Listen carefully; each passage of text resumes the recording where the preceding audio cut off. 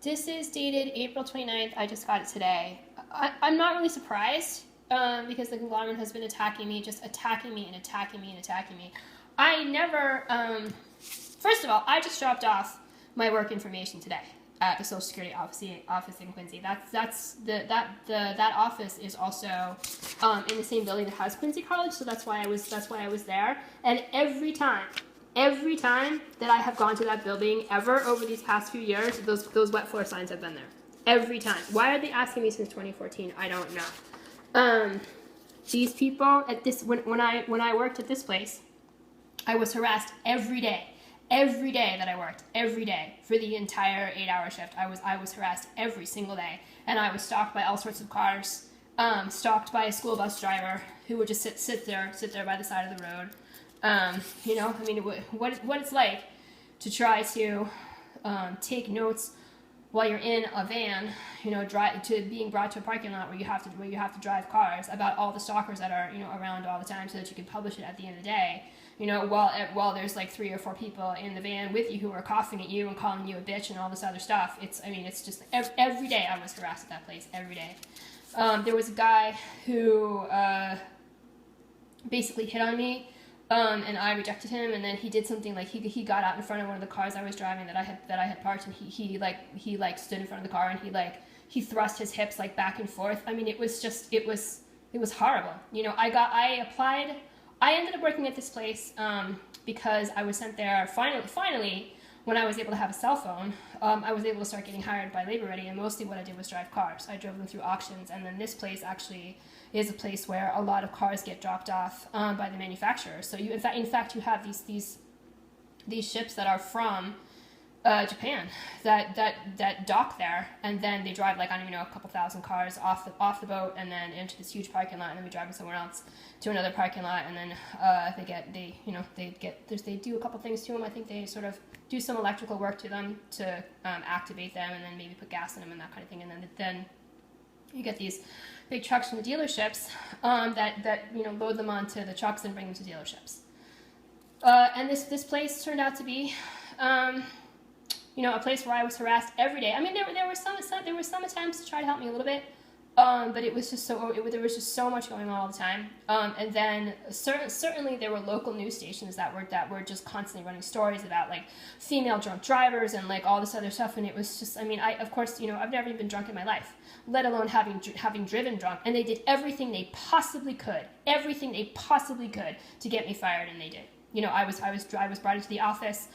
They called me crazy, said nobody was harassing me, and then they fired me. Right? So this was definitely. I tried to work, and I was living in a shelter at the time. I did try to work. So that there was that. I don't know why they're not asking me about Labor Ready. Labor Ready.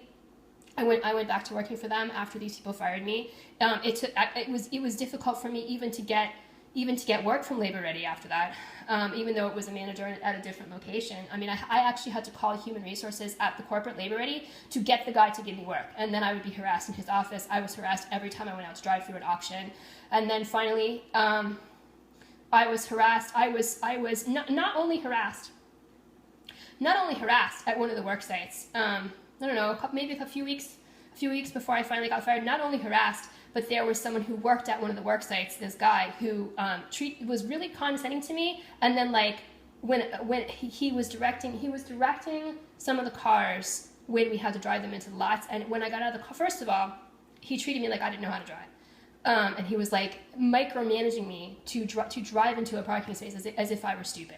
And then as soon as I got out of the car, he got up next to me and put his arm around me. And I was just like, I stepped away from him, and then he like lunged for me and put his arm around me again and had his hand all over my back, and I was just like, I don't know what you think you're doing. And he was like, oh, I'm really sorry, and he didn't mean it at all. And I was like, I tried to tell his manager, his supervisor out there, and the supervisor was like, oh, he's just a really friendly guy. And then, I never had anybody treat me like that anywhere at work, ever, in my entire life. Anybody think he could treat me like that? I did not, never. And so when I had to drive another car around, the guy who had like mauled me he says to me, and stop telling lies, young lady. And I just couldn't even believe that this was happening. I mean, what year is this supposed to be? So I got out of the car. I said, don't ever call me a liar again. He said, you're a liar. And then basically I was hysterical by the time I got to the building. I told the head of security what had happened. And what happened the next time I was sent to work there was, my original manager at Labor Ready, who before the South Boston office closed, drove over to me in a cart and said, they don't want you on the property and you can't even go to the building, and get out. That's what happened at that place. And then a couple weeks later, when I was sent out to work at the Odessa in Framingham, it was Framingham, right? I mean, of course, I'm telling you, I was harassed every single day that I ever worked for Labor Ready, every day over these past several years. I had worked for Labor Ready before and never had that type of problem. But then once the conglomerate happened in 2010, I couldn't work anywhere without being harassed. And at Labor Ready, I was harassed every day, especially because these are very, very male-dominated fields. Almost everyone who worked at Diversified they call them yard laborers, people who were doing the driving. Almost everyone was male. Almost everyone. And then and then at the auctions, almost all the dealers, because auctions, I think, is only dealers can go to them. Only people who are car dealers, they buy, usually cars that are used, and then they resell them. And almost all the dealers are men, almost all of them, right? And they would, walk in front of the car and rub their noses at me. They would cough at me in through the windows. They would sneeze at me through the windows. There were times when I was driving through auctions where it was just like I guess some places, some auctions allow the dealers to open the doors when the driver is in the car, but it was just like I couldn't even drive the car afoot without having like all the doors open and guys in and out of the car. I was just like, but I wanted to work.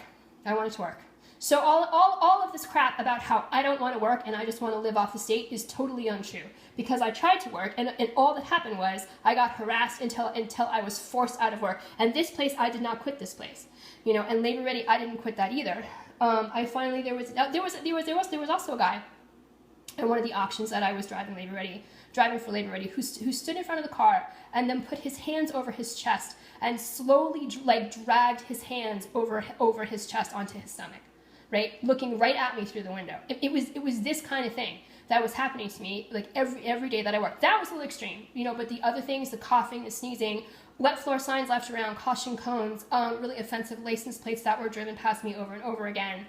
And then finally there was a day soon after what had happened with the guy who put his hand on me, where I really couldn't take being harassed anymore, and I finally raised my voice to someone, and then I was brought to Human Resources, and the first thing that happened at the Human Resources office was it was a woman there, and she rubbed her nose, very blatantly rubbed her nose as soon as she saw me, very nasty look on her face. I tried to talk to her for a few minutes. She seemed to get a little bit nicer, but then the next time that I was sent to work there, she had me brought to her office, and she told me that someone from a Labor Ready office had called her to say I slapped the dealer, and then she said I had to leave the premises, and I had no way to get anywhere.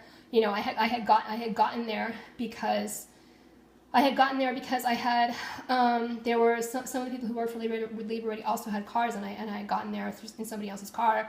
I barely even knew where I was, and so she made me wait in an office with a police officer who I think was on the premises anyway. Just to kind of be around for stuff, as if I had actually done something wrong, and she made up the entire thing.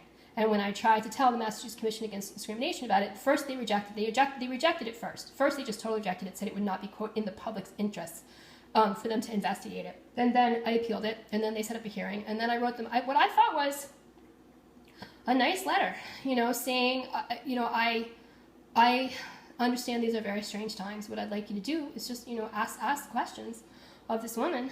I don't need her to get fired, but just ask her, because I know that I never slapped a dealer there or anywhere else, and she made up the entire story. We're living in such a strange time now. I don't think she ordinarily would have done something like this. But what I'd like to be able to do is work for Labor Ready again. And then I gave them that letter in advance of the hearing. Said I'm not going to be at the hearing. Would you please just ask some questions, investigate the issue, get me my job back. And they just wrote me a letter saying, no, that's it, case closed, you're getting nowhere with this. So, I did everything I possibly could to be employed, right? And also I had never ever collected Social Security benefits before in my life. Before finally, after a couple of years in Boston, getting absolutely nowhere and not able to do anything without any money, I finally signed up for them. So that's why I have them. But I probably could have gotten them as soon as I turned 18. And there's been pressure from people at various times in my life to sign up for them, and I never did. I worked instead, or I went without money at all. You know, I just or got some money from my family here and there, but it's not like thousands and thousands of dollars at a time. You know, enough to help out a little bit here and there. But you know, I'm not in contact with them anymore. You know, I don't want to be in contact with them anymore, and I'm trying to be as independent as I can.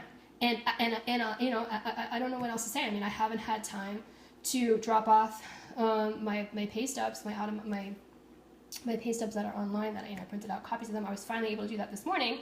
That was something I was able to do this morning.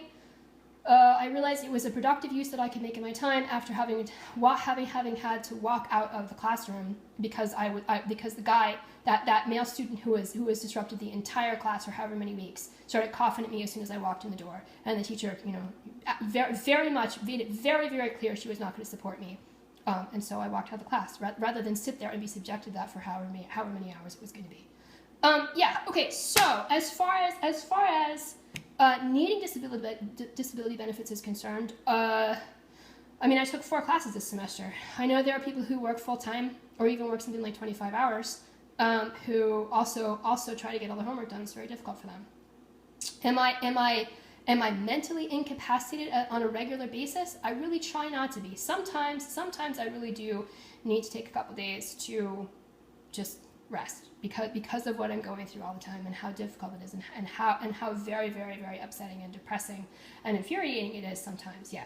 But am I delusional? No, probably not. I don't think so. The thing that happens to you, and I'm not the only person this has happened to, and certainly it's the kind of thing that happened to you 20 years ago, 25 years ago, just about, when this stuff started, when I was first in the hospital, is that all your opportunities get taken away. Your whole life gets ruined. And so none of the things that you would hope to be able to do with your life, even though you're probably still capable of them, you don't think you are. A lot of other people don't think you are either. So it's the stigma that really ruins your life.